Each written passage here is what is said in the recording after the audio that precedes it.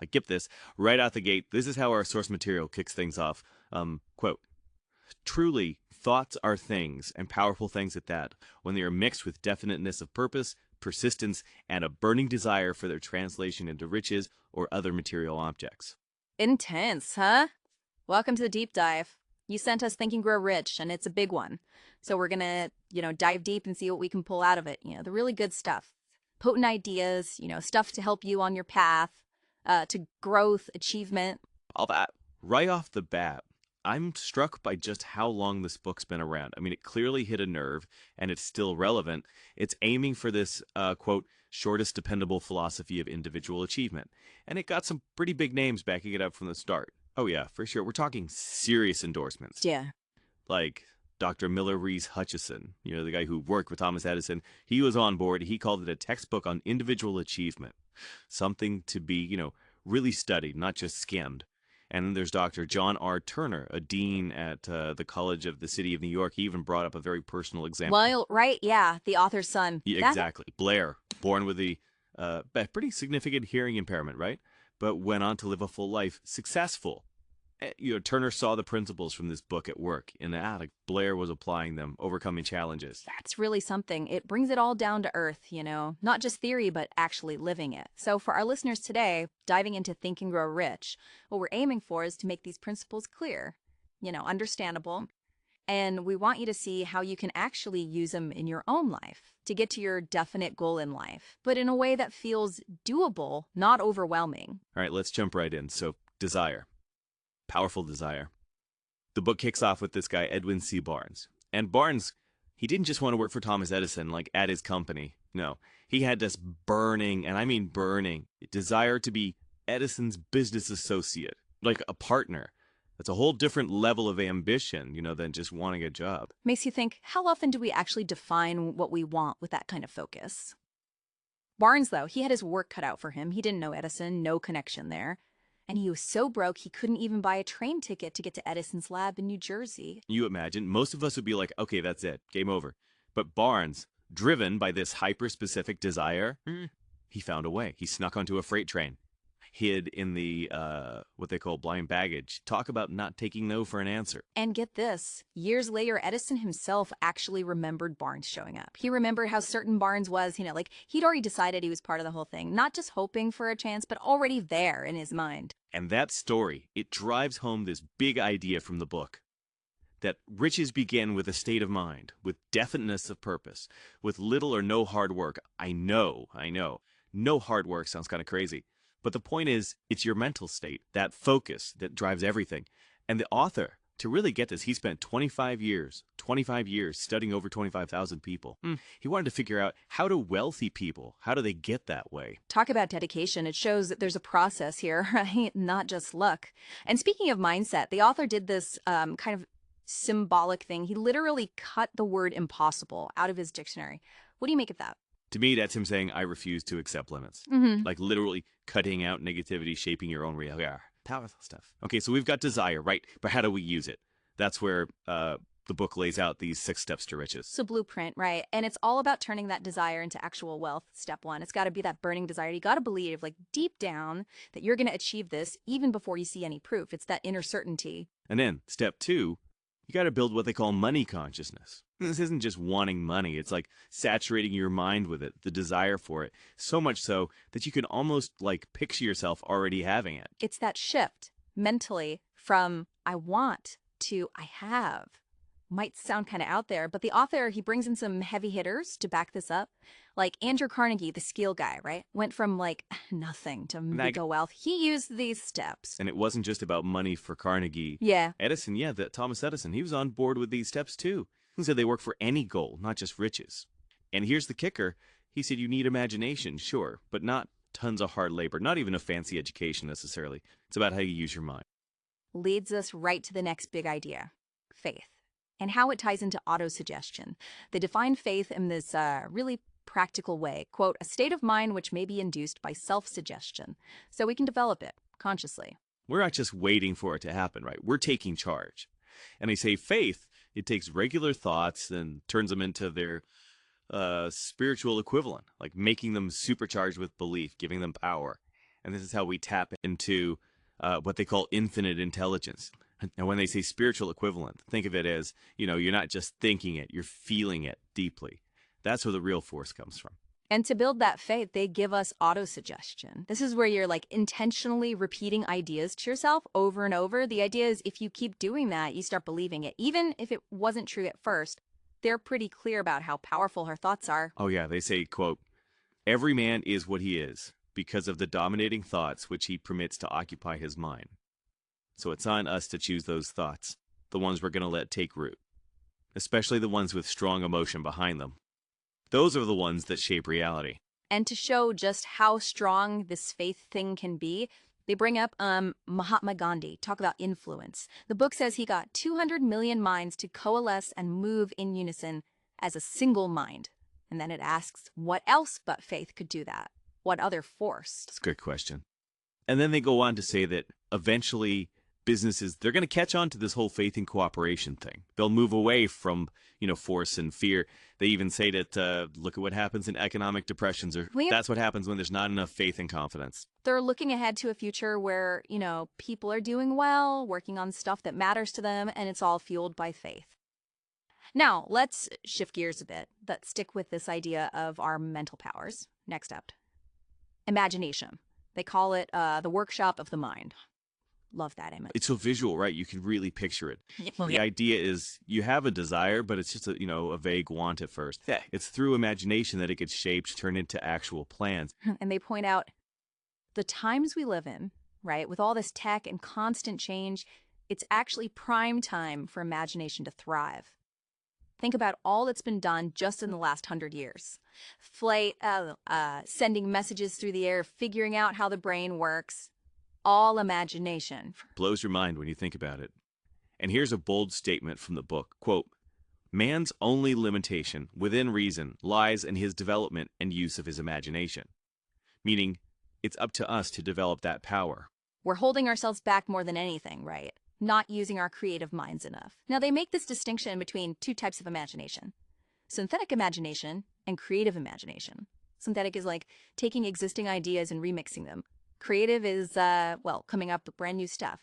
And for getting rich, they say, you'll probably use synthetic more. Which is encouraging, right? It's not about having to be some, genius inventor. It's about using what's already there in smart ways. Mm-hmm. And they emphasize that, like any skill, imagination gets stronger the more you use it. Exactly. It's a muscle. You got to exercise it.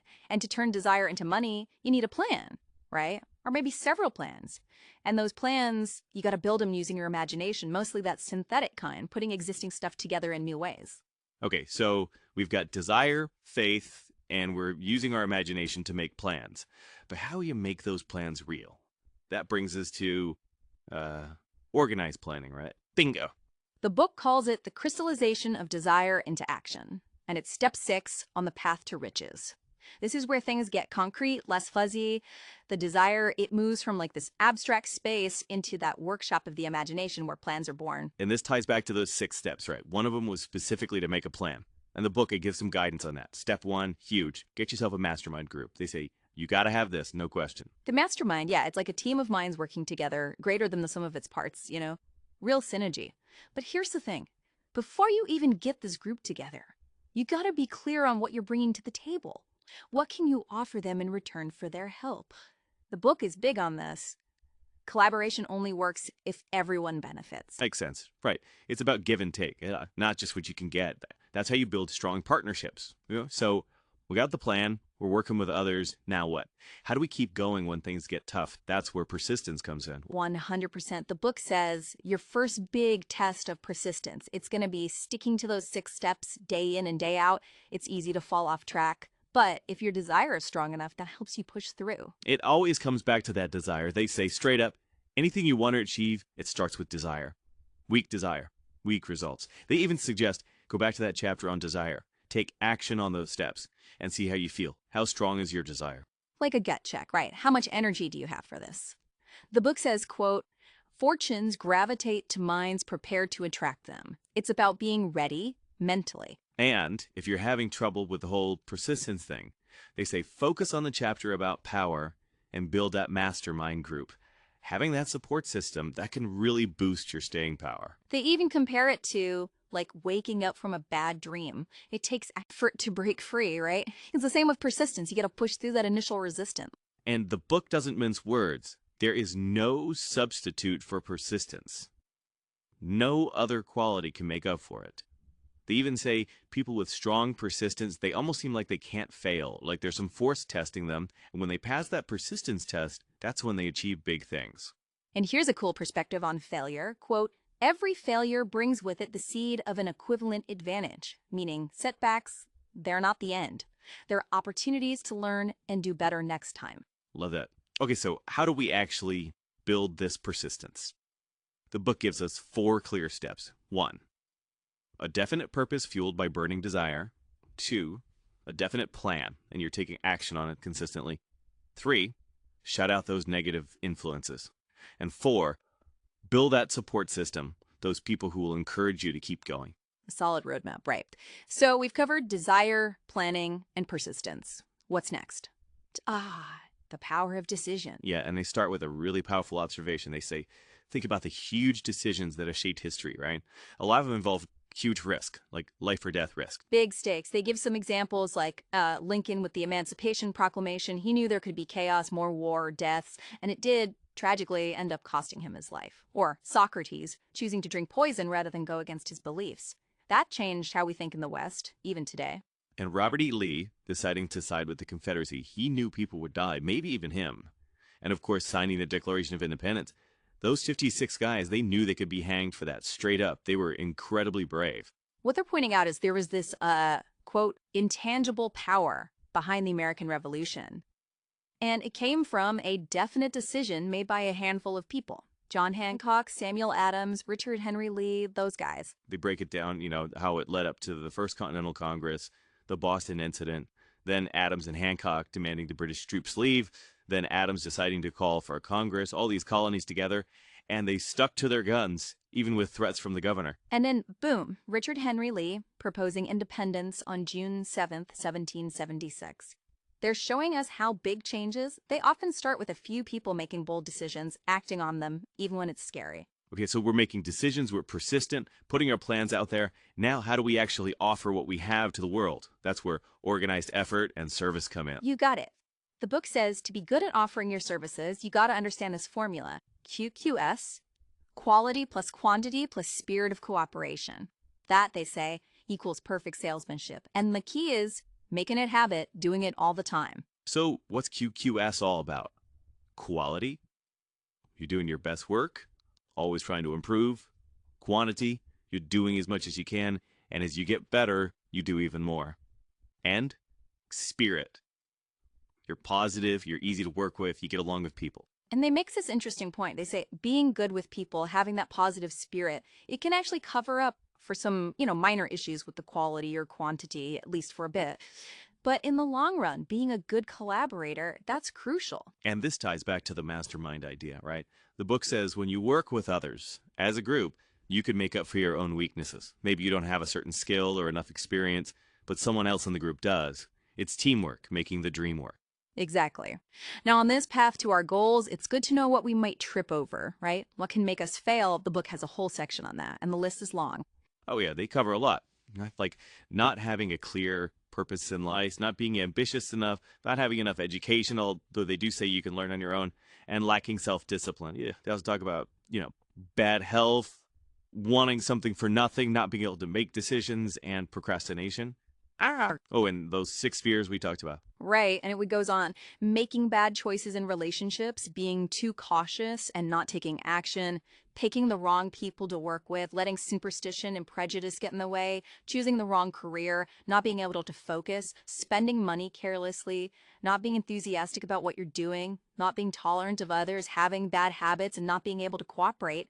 That's a lot of potential pitfalls. They even talk about getting power without working for it, being dishonest, letting ego and vanity get in the way, guessing instead of thinking things through, and not having enough money to start a business. They're saying success isn't just about doing the right things. It's about avoiding these mistakes too. And they want you, the listener, to think about which of these might be holding you back. The good self-check, right?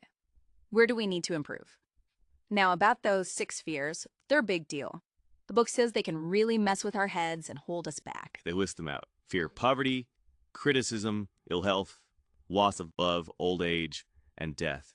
And they say we might have other fears too, but they usually fall under one of these. The important thing is, they say these fears are all in our minds, which means we can control them. They give the example of doctors. Doctors, they understand diseases, so they're less afraid of getting sick, and that can actually make them healthier. Interesting, right? So let's talk about fear of poverty.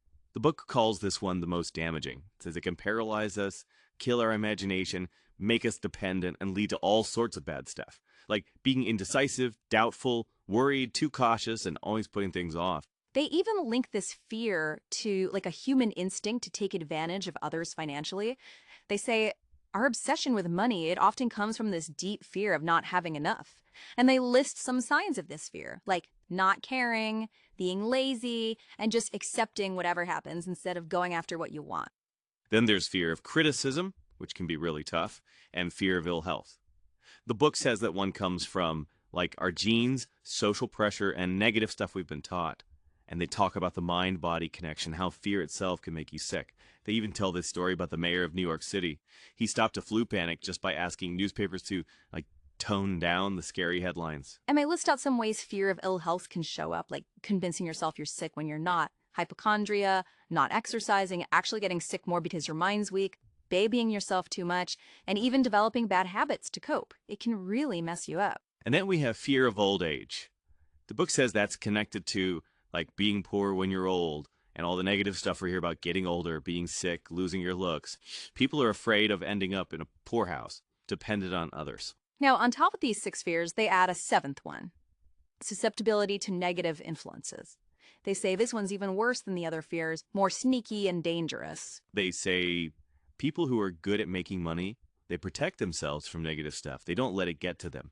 But people who struggle financially, they're more open to it. So they're telling you, the listener, to really think about how easily you're influenced by what other people say and believe, especially the negative stuff. It's about being careful about what you let into your mind, right? Choosing your influences wisely.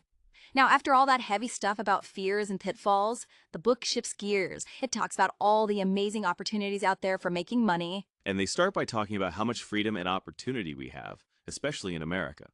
They list out all these freedoms: freedom of thought, education, religion, politics, business, owning property, choosing where to live, who to marry, equal opportunity, traveling, food, and basically aiming for any position in society. And then they use this really cool example, a simple breakfast. They talk about how much goes into even just that, all the complex systems, the capital, the work behind the scenes. It shows the huge role of capitalists, people with vision, faith, enthusiasm, who make decisions and work hard in providing stuff that we all need. They acknowledge that capitalists sometimes get a bad rap, but they argue that the system, at its core, it gives everyone a chance.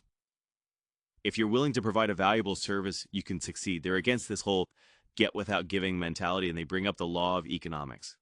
Basically, you got to give value to get value. And look at how much people spend money in America, right? On all kinds of stuff, from everyday things to entertainment.